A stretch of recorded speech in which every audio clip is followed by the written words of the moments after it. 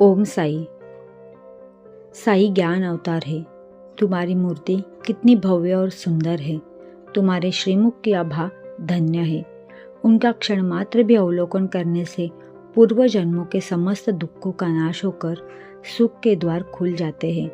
परंतु हे मेरे प्यारे श्री साई, यदि तुम अपने स्वभाववश ही कुछ कृपा कटाक्ष करो तभी इसकी कुछ आशा हो सकती है। तुम्हारी दृष्टि मात्र से ही हमारे कर्म बंधन छिन्न भिन्न हो जाते हैं और हमें आनंद की प्राप्ति हो जाती है।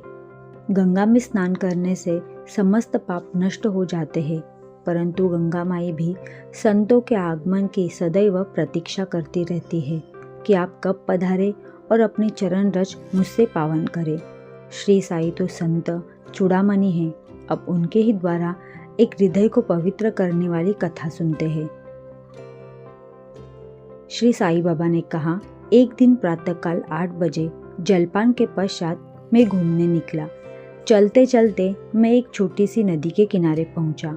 मैं अधिक थक चुका था, इस कारण वहां बैठकर कुछ विश्राम करने लगा। कुछ देर के पश्चात ही मेरे हाथ पैर धोए और स्नान किया। तब कहीं मेरी थकावट दूर हुई और मुझे कुछ प्रसन्नता का अनुभव होने लगा।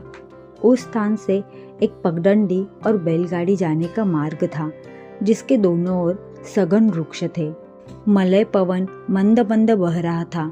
मैं चिलम भर ही रहा था कि इतने में ही मेरे कानों में एक मेंढक के बुरी तरह डर्राने की ध्वनि पड़ी। मैं चकमक सुलगा ही रहा था कि इतने में एक यात्री वहां से आया और मेरे समीप ही बैठकर उसने मुझे प्रणाम किया और घर पर पधार कर भोजन तथा विश्राम करने का आग्रह करने लगा। उसने चिलिम सुलगाकर मेरी ओर पीने के लिए बढ़ाई। मेंढक के डर्राने की ध्वनि सुनकर वह उसका रहस्य जानने के लिए उत्सुक हो उठा।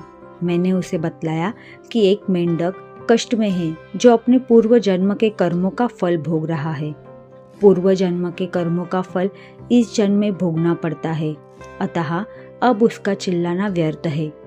एक कष्ट लेकर उसने चिल्लम मेरी ओर बढ़ाई।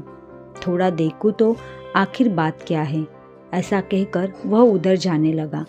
मैंने उसे बतलाया कि एक बड़े सांप ने एक मेंढक को मुंह में दबा लिया है, इस कारण वह चिल्ला रहा है।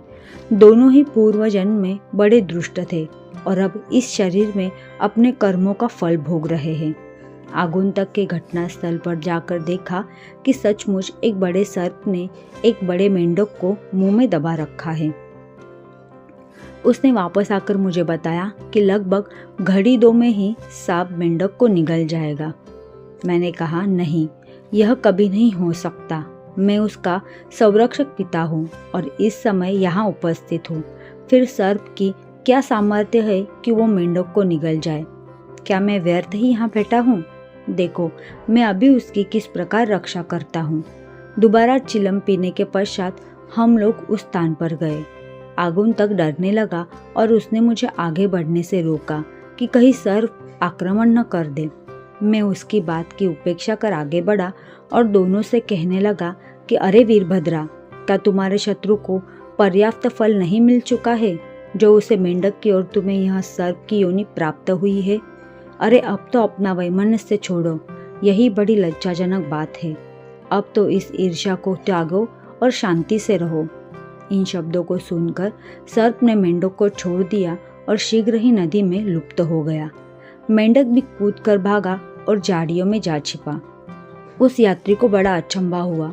उसकी समझ में न आया कि बाबा के शब्दों को सुनकर सांप ने मेंढक को क्यों छोड़ दिया और वीरभद्रप्पा और चैन बसप्पा कौन थे, उनके वैमनस्य का क्या कारण था। इस प्रकार के विचार उसके मन में उठने लगे। मैं उसके साथ उसी वृक्ष के नीचे लौट आया। धूम्रपान करने के पश्चात उसे इसका रहस्य सुनाने लगा। चैन बसप्पा और वीरभद्रा की कहानी का रहस्य हम आगे की वीडियो में सुनेंगे।